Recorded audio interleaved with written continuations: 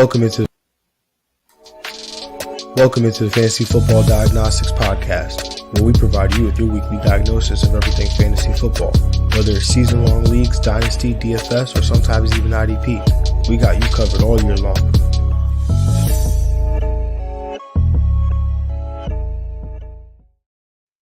Let's do it. Let's get to it. Welcome into the Fantasy Football Diagnostics Podcast. Today is Wednesday, October 26th. I'm your host, John June, and this guy over here is Greg Penniman, and he is healthy and he is ready.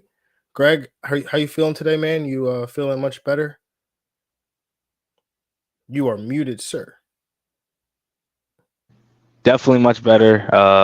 Definitely, my heart is still, hurting because the Yankees did get eliminated, but it's all good. Wrong sport, Greg. Wrong sport. It's all good. And now we're on to NBA season. But, we're here to talk about that Thursday night football. So, we hear Brady, Lamar,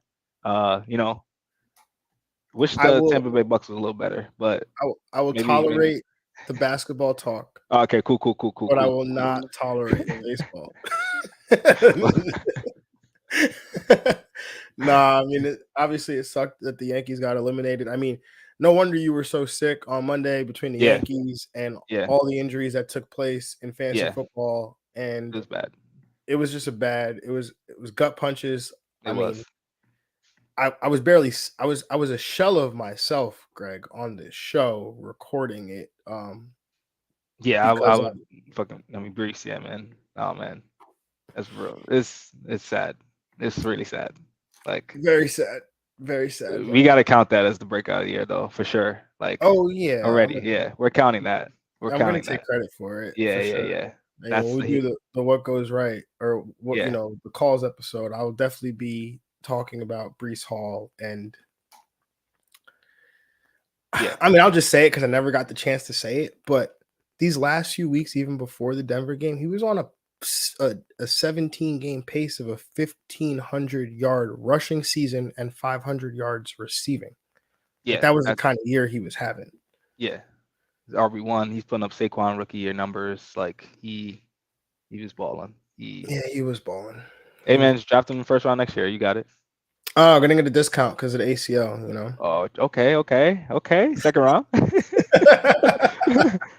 Second round, stash in my IR spot for some weeks, and then we'll call it that. Yeah.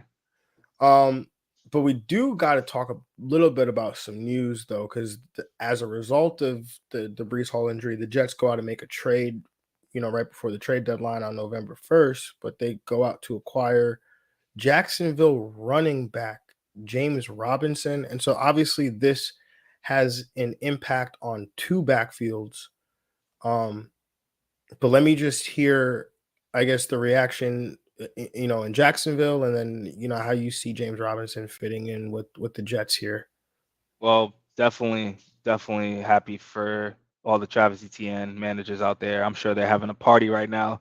Even with the trend up, Travis Etienne was trending up in usage and production anyway, but now he is fully unleashed as a RB1, the breakout that, we thought we were going to see last year, his rookie season. Right away. He's going to be rest of the season RB1 for sure. Rushing, carrying, passing, receiving the ball. So you got to be really happy for him and his usage going forward. And then for the Jets, I mean, they didn't trade James Robinson for no reason, so they're going to definitely use him. I think him and Michael Carter will get used, but I think eventually James Robinson will be the lead guy. Maybe it'll take a week or at most 2 weeks, but I think James Robinson, in a team that is a very good running offense, a team that wants to run the ball, can have some RB1 upside. Yeah, and when I was recording, the waiver wire episode, I talked about, Michael Carter might be available out there. Go pick up Ty Johnson because he's somebody that would you think form a committee with Michael Carter. And then, I stopped recording. I had a meeting I had to go to. I get to the meeting and my phone is going off. Like, I get the alert James Robinson gets traded. And I was like, well, there goes that podcast information, So, I agree with your reaction to, what takes place in Jacksonville now. Travis Etienne, the takeover already happened. Yeah. This past Sunday, right? James Robinson saw 0 touches. Did see a target in the end zone though. So was not completely unutilized in that game. However, ETN, he's been balling these last few weeks. Got the opportunity last week to be the guy, balled, and so I think obviously he's an RB1 rest of season. And if I don't know, maybe you were the James Robinson owner and you bought low on Travis Etienne because he was a high draft pick, fourth round draft pick in fantasy drafts, third, fourth round pick. And James Robinson started the year as a starter. So who knows? You could have gone out, probably bought ETN, and now you got a little stock split here. Yeah, man, that would have been so ideal. Yeah, for sure. Yeah. Yeah. Anyone that bought him, yeah, kudos to you. Yeah, definitely. So, ETN, that's great. James Robinson is going to a good offense that's going to run the football, one that's predicated on running the football. I do think there is a split between him and Michael Carter, where Brees was getting, Brees had worked his way up to like getting 70% of that work, 65, 70% of that work. Michael Carter was getting the remaining of it. I don't know if the talent disparity between James Robinson and, Michael Carter is the gap is not as large between Brees Hall and Michael Carter, in my opinion. So I think that split probably ends up closer to like a 55, 45, 60, 40, maybe eventually getting the Robinson's, favor because he is a bigger back, which I think is what the Jets were trying to get done here when they went out. And because that's obviously we know Brees Hall's home run ability. You're not going to be able to replace that. But what Brees Hall really brought, what the Jets did not have, was a big running back at over 220 pounds that can run through arm tackles, get tough yards, and James Robinson definitely brings that. So it could very well be a mess. It could be one of those backfields that frustrates us week to week. But yeah, I think Robinson definitely has some RB2 value rest of season for sure. Yeah, for sure. Yeah, he's, definitely no slouch of a player. Early in the season, he was, doing pretty well. Always efficient, pretty running back. So, yeah, I'm excited for both offenses. I'm excited the Jets just bought anything like that. That shows the mentality of the team right now. They're trying to win some games. They're trying to get that playoff spot. Greg, you don't make me shed a tear here on this podcast, okay? So, now if the Giants would just buy a wide receiver, you know what I mean? Like, that's what, I mean, you're paying one a lot of money right now. We are.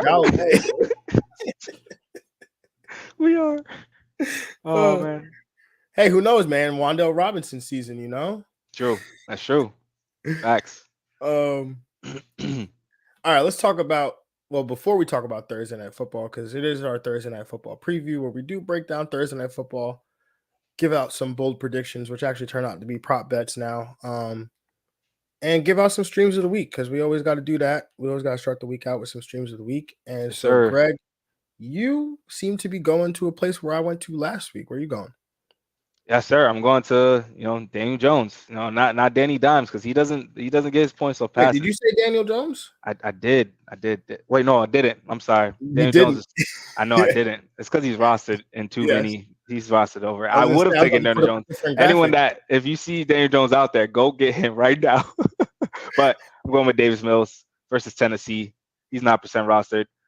Just over the last couple of weeks, he's been playing pretty well. He's going against easy defenses. So I think he's definitely a player that can help you out and not kill you pretty much in this matchup against Tennessee. Tennessee's been a pretty bad defense throughout the season.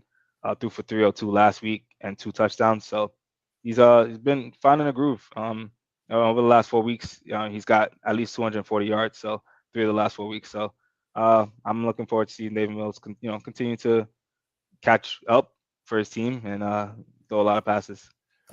Yeah, I like that one. Obviously went to Davis Mills last week. Go get Daniel Jones though, for sure. Go get that. Yeah, man. go do yourself a favor. Go get Daniel Jones. Go get Justin Fields. Go get Justin Fields. Justin Fields is running, man. He's running. He is. They both running. Crazy. They both running. So and I think there was a comment Justin Fields made about they're taking some plays from Baltimore, which is huge in my opinion. Because if you are going to build a team around Justin Fields, you're going to build an offense. That's the one that I would choose. But Justin Fields is not my stream of the week. I'm actually going back to a well I went to last week, and I obviously not Davis Mills, but I'm going to go against Las Vegas, and I'm going with Andy Dalton. And when this day started, this stream of the week was a little bit more complicated because I had Andy Dalton / Jameis Winston, whoever it was going to be. I didn't care. I was willing to play one of them, and Dalton was the most available. And he's 5% rostered in Yahoo leagues. And then it was announced today that he is the starter. So we're just flat out Andy Dalton, period. Versus Las Vegas. Las Vegas gives up the most fantasy points over their last 3 games. And again, with some big names on bye, I'm willing to play the matchup game here in a game where we should, he should have to score some points. If any of this sounds familiar, it's because it's the same exact blurb that I read last week when I recommended Davis Mills. I like the upside a little bit better for Dalton though this week. His pass defense stinks right now, and he's in the more explosive offense in terms of the weapons around him. So definitely love Andy Dalton's upside to finish as a QB1 this week. Yeah, definitely surprised, but not as surprised that they decided to pinch Jameis. Think they would have given him a little more bigger sample size, but they like what they're seeing from Andy Dalton, and I mean they're putting up points. So honestly, you close your eyes, you look at the stats at the end of the year, and these guys are the same quarterback. The difference is just how it's gonna look, really. And Jameis is not healthy right now, so yeah. As long as they keep Taysom Hill involved, that's all I ask. Sir. Well, Greg, you're not playing Taysom Hill at tight end this week, but who is your tight end stream of the week? I'm going with Kadon again, or not again, but versus Baltimore, 13% rostered. Came down to check that injury report. Cameron Brate is out, and in those games where Cameron Brate is out, Kadon seems to show up. In the last game, he was out. Last week he had 4 receptions for 64 yards. The first time Cameron Brate was out, he had 6 receptions for 43 yards on 7 targets. So he's going to get targeted at least 6 or 7 times. You definitely want that from a streaming tight end. He had a snap percentage was pretty high last week as well at 81%. So he's playing at a high clip. In a passing offense they want to get a little better. And I think they want to definitely keep using the tight end, and Kadon is definitely part of that plan. So I like him tomorrow night against Baltimore. I like that too. The matchup is good. Baltimore allows 7th most fantasy points to the tight end position over the last 3 weeks. So definitely a good option there. I'm going with your tight end stream of the week from last week, and that is Hunter Henry, because he gets a matchup against the New York Jets. And, over the last 3 games, the New York Jets defense, they've been pretty much a bad matchup for everything but the tight end, where they allow the 9th most PPR points to the position during that span. Henry, over his last 3 games, has averages of 15.5% target share to go along with 14 yards per reception. I expect him to make some plays on Sunday, finish potentially as a top 8 tight end in PPR leagues this week. Yeah, definitely like that. I will throw out another name because I was down on him last week after he had a big game, and he actually didn't come through, but his peripherals were really good, and that is Mike Gesicki. Okay. Had 7 targets last week, and just looking really quick, he gets a matchup against Detroit, which over the last 3 weeks allows the 4th most PPR points to the tight end position. So Mike Gesicki to any position. No, I mean, you could, but over the Mike Gesicki there's this thing's 2-pronged though too, right? Because he's been more involved. Matchup is good, but his name is constantly coming up in trade rumors. So, Gesicki could end up on a roster like the Packers, for example. I know his name was tossed around there. I don't really know. I mean, the Packers could make that move. It was because they're like, oh, well, if you can't get a receiver, then just get a pass-catching tight end, which is like, okay. I mean, I don't think that'll solve that problem, but yeah. It would solve the tight end landscape problem, though. Yeah, it would. Yeah, it I would. feel It would. yeah. So sorry, Robert Tunyon. Sorry about it. We love you, we appreciate you, but Mike Gesicki, greater sign, Robert Tunyon, in a vacuum. Greg, you like, should we just call this your defense right now? Like, have you just picked them up and rostered them in all your leagues? Because you're going back to this well I for the have. third week in a row. I have. I mean, the 38% rostered, gotta go with the Cincinnati Bengals going against Cleveland on Monday night. And yo, they play Carolina next week. So you know I'm gonna pick them next week as well if they don't get up to 50%. So Oh, they'll yeah, be way that I over mean 50% by then, I would yeah, imagine. yeah, for sure. Yeah, Carolina is it's cake. So 3 sacks last week. I mean, they held the Atlanta Falcons 17 points. They did a really good job against a struggling offense that just wants to run the ball. So that was an easy offense to defend. Cleveland kind of similar. They do throw a lot to Amari Cooper, but I think they can hold it down for them. Get sack the quarterback, get some picks on Jacoby Brissett, and for a streaming defense, that's really what you're asking for. An ability maybe get some sacks, a turnover here and there. And thanks if you want to play the next week game, you have them for 2 weeks now. Yeah, I like this one. Hopefully you guys have just picked them up and just held them for this long because Greg has been recommending them for 3 weeks now. So, but if not, and they're not available, then maybe you could look to my defensive stream of the week, which is the Seattle Seahawks going up against the New York Giants, 8% rostered in Yahoo leagues. They're home. They are favored, and I'm projecting them for the fourth most sacks on the week against the Giants. Again, somewhat recycled blurb from last week when I picked Jacksonville, who I projected for the fifth most sacks, but here we are with the Seattle and the fourth most. And they've been, Tariq Woolen, he's been a good corner, been taking the ball away, which Daniel Jones hasn't really turned the ball over much this year. So, I mean, they don't really throw the ball. It's okay. well, he hasn't fumbled it either. It's true. That is true. I'll give you that. That's impressive. He did fall He's just down gonna. mid-run though the other day. Oh, I mean, You that's saw no that one, surprise. right? Yeah, I did.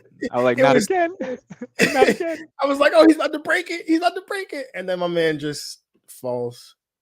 It's like, come on. That Philly run, like the 60-yard Philly run. That's what I'm saying. Not again, man. Not again. That was even more alarming though. That the last one was like maybe someone could have caught him, but when Daniel Jones breaks out, man, he looks so fast. Like it's crazy. I mean, he's fast. He's a long strider. What is he, like 6'5", Yeah. 6'6"? So, Yeah. yeah, it's again,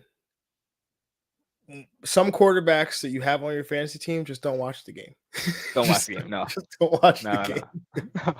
I'm forced to because I'm a Giants fan. So there you go. Yeah, I just definitely. yeah. I'm I here to mean, watch Saquon. don't even get me started on watching my quarterback play because that man gives me a heart attack. Oh man. All right, let's go on to Thursday Night Football, and it is a game featuring the 4-3 Baltimore Ravens, who are traveling to Tampa Bay to take on the 3-4 Tampa Bay Buccaneers, where this game has a 44.5-point total, and the Bucs are 1.5-point home underdogs here.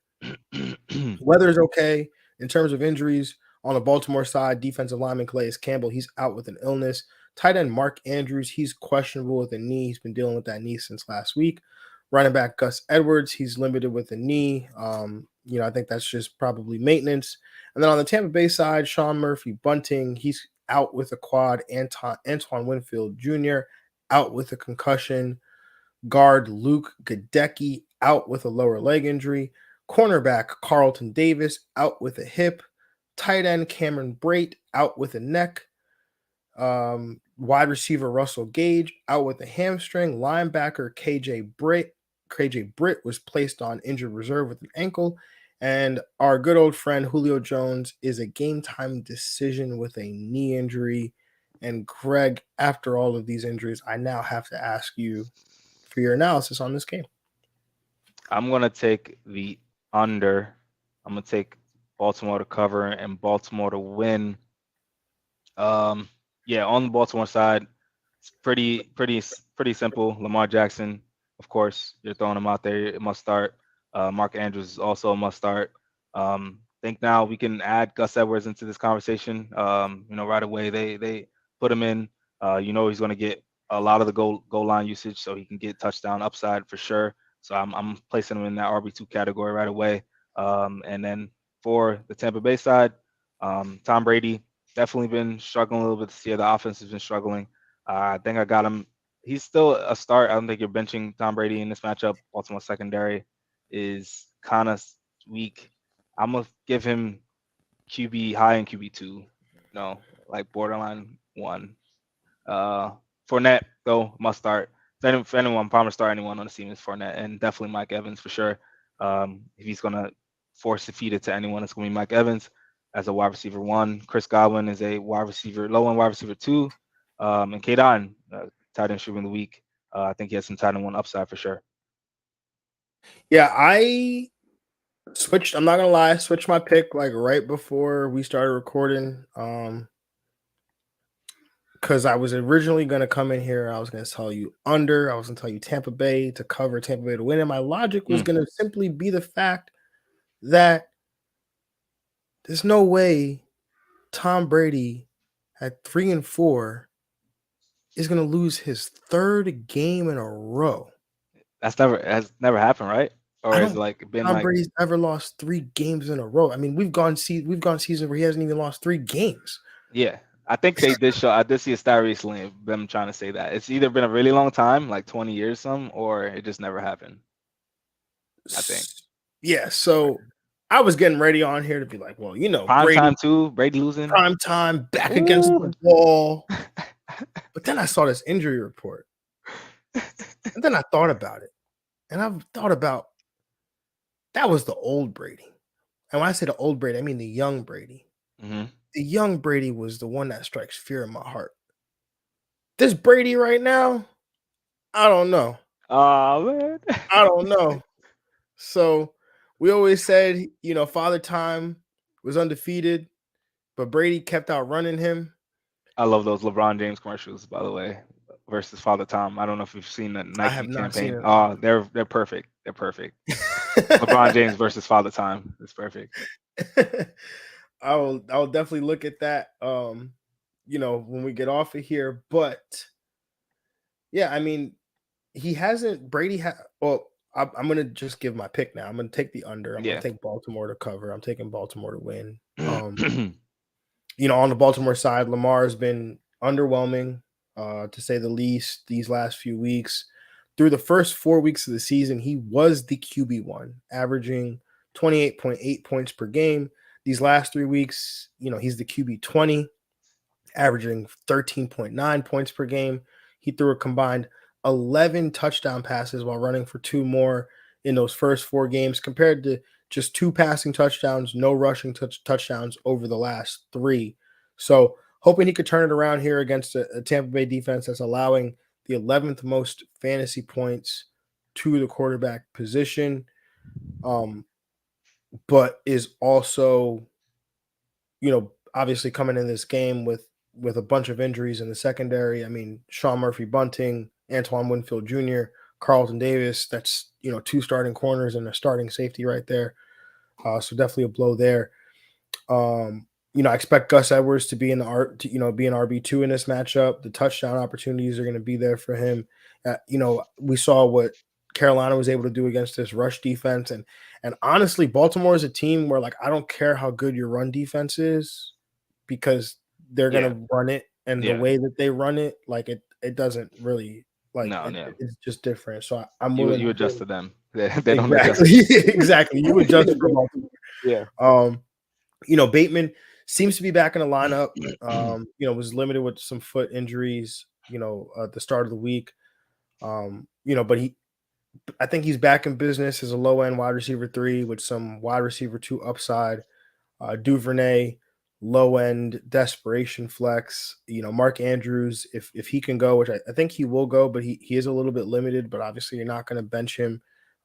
You're just going to treat him as a top 2 tight end option. On the Tampa Bay side, I think I really just want to play Fournette. Not just want to play Fournette. Well, we'll get to that in a little bit. But I want to play Fournette as a volume-based RB1. Chris Godwin and Mike Evans. they're both wide receiver twos for me. The pass defense for Baltimore has actually gotten better over these last few weeks. They've been, choking opposing pass offenses, allowing the 22nd most fantasy points to quarterbacks, the 29th most PPR points to the wide receiver position. This is over the last 3 weeks. So I'm willing to play the wide receivers, but not Brady in this instance. Again, he hasn't been good. I'm trying to find his trying to pull up his fantasy finishes if I can. But he hasn't been somebody that he's not winning you games, right? Like if No, you he's not. started Daniel Jones, like you'd be in a better situation. And let me see if I can pull Yeah, I'd that. probably start Daniel Jones over Brady this week. Yeah, I mean you would have to, I feel like. Yeah. Granted, Mike Evans did drop a 70-yard touchdown This is pass true. last week. It would have helped both of them a lot. It would have probably made Mike Evans definitely wide receiver one. Brady has only finished Yeah. as a quarterback one twice out of the 7 games that he's played thus far. That was against Kansas City in week 4 and Atlanta in week 5. But every other time he's been outside the top 15 with 3 bottom 20 finishes out of the 7 starts. So, and one of the ones that wasn't a bottom 20 was 19. So 26, 28, 19, 4, 7, 16, 21. Like, and the last 2 matchups were good. I know what you said. Obviously, the Mike Evans thing, if he catches that touchdown, we're probably talking a different day about Brady and Mike Evans. So, just not again, like I said, Daniel Jones, I'd be willing to start him. Justin Fields is playing Dallas, so I'm not going to go in that. I'm not going there. I would go. Yeah. I would go Andy Dalton, against Las Vegas. So just things like that. Derek Carr, even that one's scary. Derek Carr against New Orleans, but It's only when you don't predict it, if you're the Derek saying, Carr one. So yeah, I yeah, can't make him yeah. my start of the week this week, is what you're saying. No. That's the only way he has a good week, man. You just got to do it silently. Silently. I don't know. Well, and then your stream of the week, he's definitely got stream appeal for me. K. Dotton, like I said at the top, Baltimore allows the 7th most fantasy points at tight end position over the last 3 weeks, and K. Dotton sees a ton of volume when Cameron Brate is out. Greg, it's time that I ask you for your bold prediction. We've made this prop based these last few weeks. I think last week you went Alvin Kamara and a touch.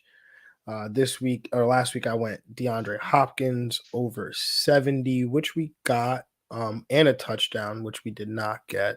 Did not. Greg, what do you got this week? I think we're going with the Gus Edwards anytime touchdown scorer. I believe I could check the odds on that, but yeah, I'm going with Gus Edwards to score a touchdown pretty much. Gus Edwards on FanDuel Sportsbook anytime touchdown prop is plus 140. I like it. I like that one as well. I like it. I'm gonna be honest. I haven't really seen something that I really like. But I'll give you something right now. 2-player prop parlay. Okay. I'm gonna take Tom Brady under 275 and a half passing yards. I was looking at that too. I like that. To go along with Lamar Jackson over 208 and a half passing yards. That one is the one I feel the least confident in, only because of the Mark Andrews' health. I think that has a big part, right? Because last week, we don't know if it was the injury that was limiting Mark Andrews and his involvement in the offense. But if you ask, Lamar Jackson, he'll say that the Browns were doing a lot to scheme, to take Andrews away via their scheme. So that prop right there under, again, Tom Brady under 275 and a half to go along with Lamar Jackson over 208 and a half is plus 246 on FanDuel Sportsbook. So that is my prop for Thursday Night Football. My I like that. bold prediction. And let's see what happens if you take my bold prediction and you parlay it with Greg's bold prediction. That's what I'm gonna do. That's definitely what I'm gonna do. Yeah.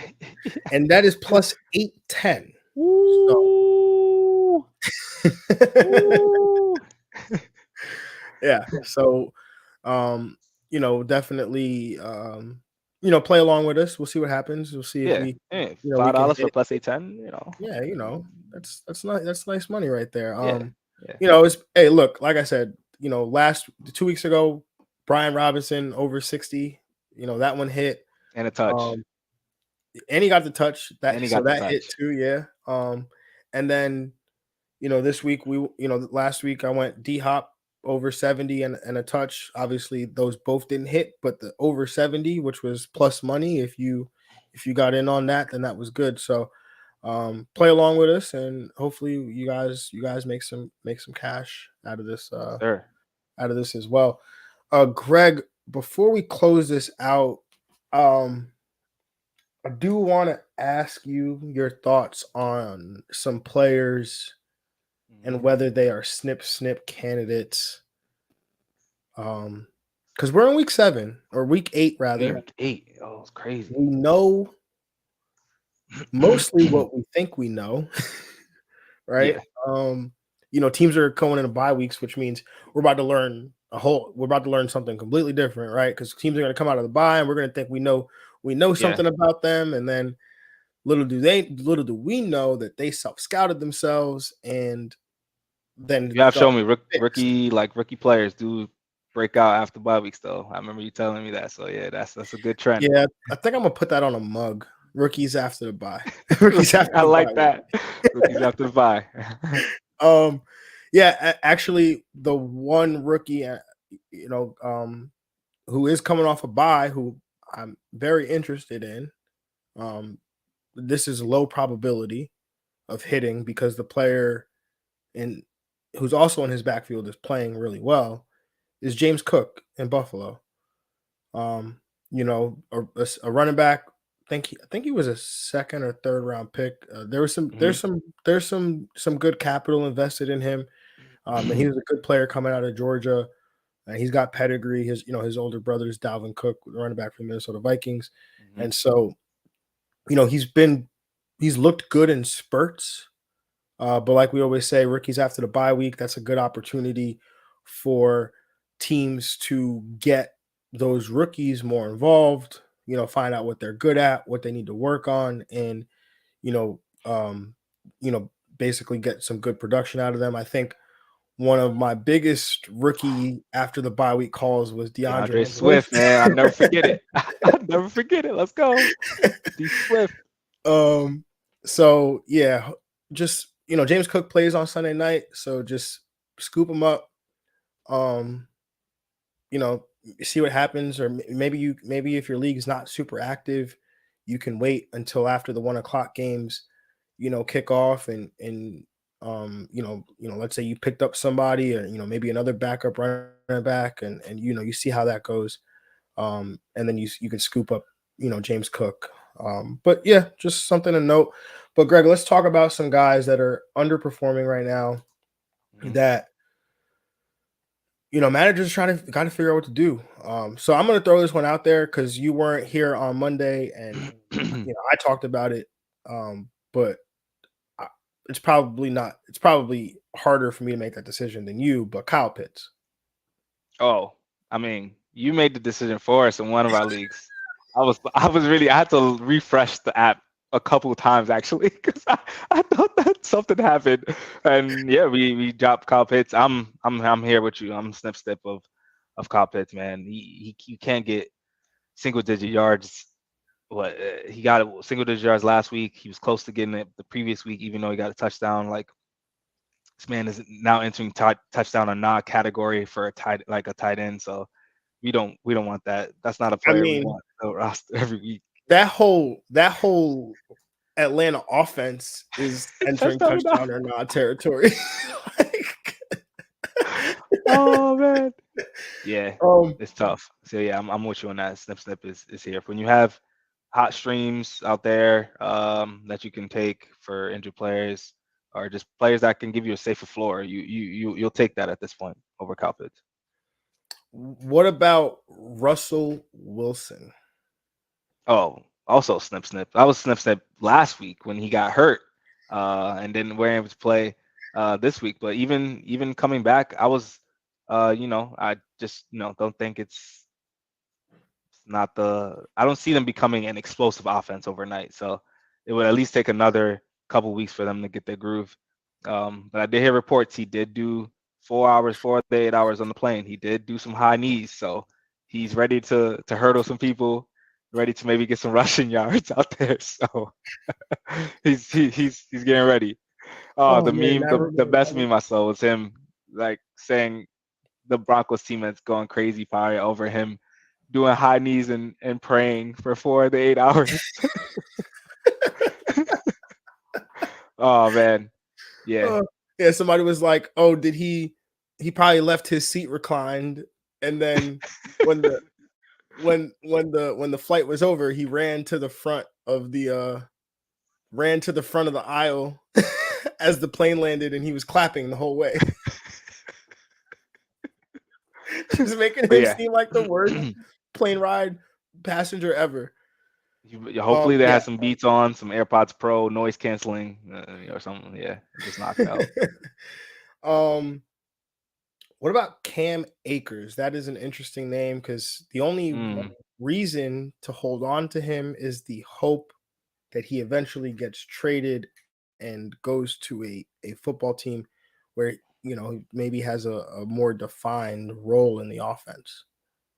Well, do you know exactly when the NFL trade deadline is? It's November 1st, November 1st. So that's very soon. very soon. So I'd be willing to hear the argument of waiting 1 week if you're in a good position. But if not, I'm snipping him as well. I mean, the Jets were probably the best option short term, and they didn't make that move. Is it So crazy that I didn't want him? Like no, I I didn't. mean, I don't think it's for more performance for Cam Akers. So that's more probably concerning. You don't think More, it's yeah, you said you don't think it's poor performance, you're saying? yeah. I don't think it's performance of why he's not like playing for the Rams. Oh yeah. Yeah, Yeah. yeah. I don't think it's performance. So it's But his risky, performance hasn't been great. right? So yeah. Uh I agree. I think one more week is probably the limit because that gives you the trade deadline. And Yeah, after that, it's pretty much like what you you pretty yeah. much have to Even make it. in like keeper leagues, I can't make the argument for keeping him either. Yeah, it's really that's really tough. Yeah. What about so I know Elijah Moore was somebody that we said was a snip candidate a Hmm. while ago, but does he intrigue you now with maybe some of the changes that might be happening in the Jets offense? Hmm. Not really. I think I've had to see it first. That's Um, yeah, I mean, I do like to add someone before spending fat budget on them. So maybe Sunday morning, if you're, have a roster spot, you can add Elijah Moore. And then if he, has the same performance as he's been, having throughout the year, you can drop him. But yeah, I mean, if maybe him complaining will get him the ball more. So there's a chance for that as well. They lost Brees Hall, one of their best players. So Yeah, and I think that's my logic as well. I did scoop him up in a couple of other leagues. I was trying to see if I could make room in the league of extraordinary people. I was not able to, and sure enough, he was scooped up. Probably if as we were recording this podcast, he was scooped up. Actually, no, it was around 1 p.m. today, so not that crazy. lunchtime, that But lunchtime pickup. yeah, around that lunchtime. um, yeah, he's a player. Obviously, we know the talent. He's done good things in this league before. We've seen it. The Jets are a run centric offense, but we know the talent that Brees Hall was, and any team that has a player like a Brees Hall or a Jonathan Taylor, one of these premier, these good running backs, that offense is going to run through them. At least, most of them usually do. And so without that, I think that the Jets are probably going to throw the ball a little bit more than they have in recent weeks. And they, like you said, squeaky wheel gets the grease in regards to, having complained about his touches. Robert Saleh even said, the head coach said, we'll see if we can get him the ball and, make some plays, because no way to cut it, right? Like Brees Hall was probably he was the best playmaker that the Jets had. And so when you're a play caller, you're not like, oh, this is my best play. You're like, these are my best playmakers. And Elijah Moore is one of the best playmakers the Jets have. So I think he's got to get involved. So a speculative ad for, Sunday morning ad for sure. Greg, what about Matthew Stafford? I don't even know if I have to say that name, but that's a name that was highly drafted. People still might be holding out hope. He was on bye, so people might have dropped him, and now they're picking him up. Is that a name that you are snipping? Yeah, I'm also snipping him as well. Especially for the quarterback position is probably the easiest position of snips, because you could always find a replacement and week to week, season long. Like, yeah, I could. It's pretty easy to make those decisions. So, just Cooper Kupp is literally the only person I want on this offense. Yeah, Darrell Henderson. Okay, yeah, I'll give you Darrell Henderson. Yeah, Darrell Henderson. You're right. AJ Dillon. Is he a snip? It's tough because he's attached to Aaron Jones, and it's hard for me to cut someone that is an instant RB1 in an offense in a position that you always say like they get injured every week. I mean, obviously, one falls every week, man. So I can't. I got to keep him. I got to hold down. Yeah, I agree with that one as well. He's at the very bottom of your bench. Like, yeah, if you need a spot, he might be the next person to go. Just because he's literally just an insurance policy running back only right now.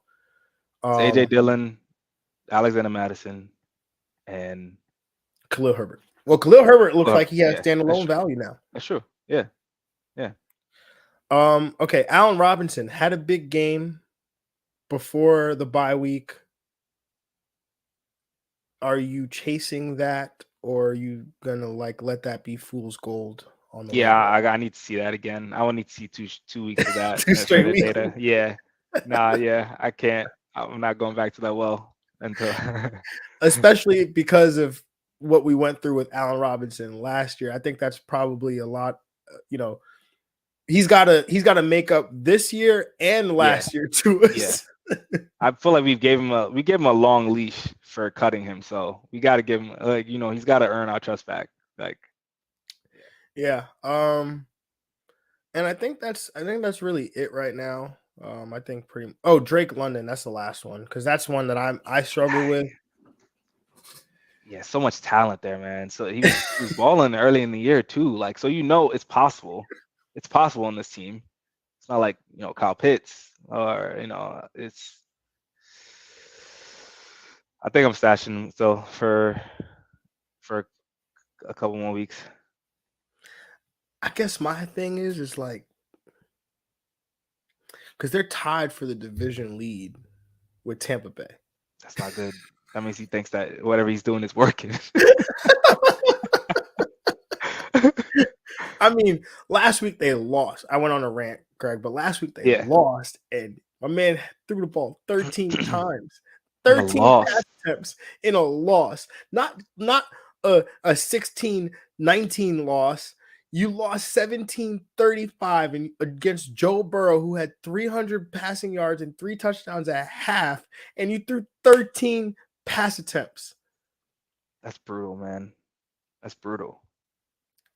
Like, I have to wonder, is the math gonna math eventually, right? Like, or is this how it's gonna be?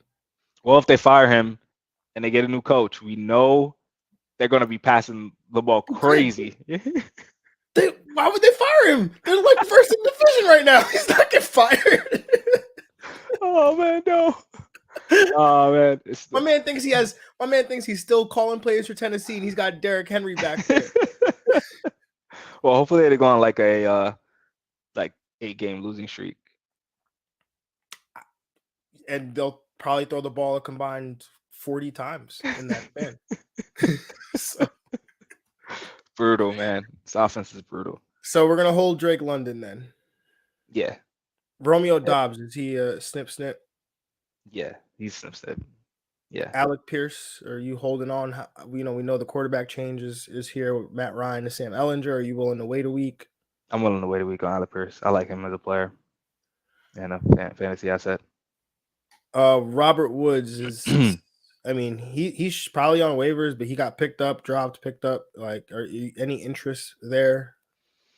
Yeah, this identity is true to who they are. I mean, they bring in a new flashy receiver every year, and I mean, AJ Brown's the only one that worked, but they try Julio, Robert Woods. Like, it's just not. It's Derrick Henry or nothing, man. And they said, no, AJ Brown, we can't pay you all that money. You see what we're paying Derrick Henry? We'll shift you off. Yeah. Yeah. All right. I think that's it. I mean, they'll still win that AFC South though. So there you go. I mean, look at that division. Yeah. Teams can't even beat themselves. Like, literally, you got Houston and Indy tying in week 1. Like, all right, let's call this one a day. Much appreciated, everybody. We appreciate you vibing with us and kicking it with us on this wonderful Wednesday evening. Just please make sure you rate, review the podcast, however you're watching, however you're